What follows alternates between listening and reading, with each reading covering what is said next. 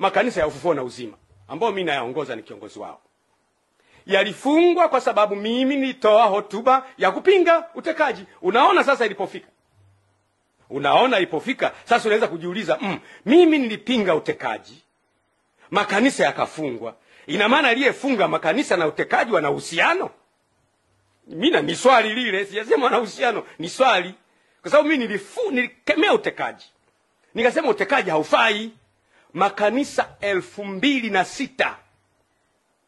2006 makanisa yamefungwa. Mikoa yote, wilaya zote, tarafa zote, kata zote yamefungwa. Kwa nini? Nilikemea utekaji. Sasa ina maana kuna mchungaji kiongozi 2006 sasa hivi wako mitaani, hawezi kuongoza ibada. Kuna maaskofu wetu 32 hawezi kuongoza ibada. Kuna waumini 3 na laki kadhaa hawezi kwenda kwenye ibada. Wanawaza nini hawa watu?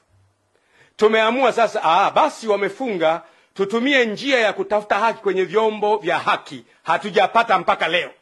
Mpaka nikiwa naongea leo, hakuna muumini wa makanisa yetu, kanisa halijafunguliwa mpaka leo. Kwa nini? Umekemea utekaji.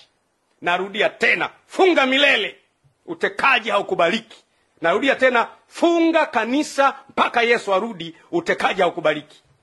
Hatutakubali mtu atekwe, awe Muislamu awe Mkristo.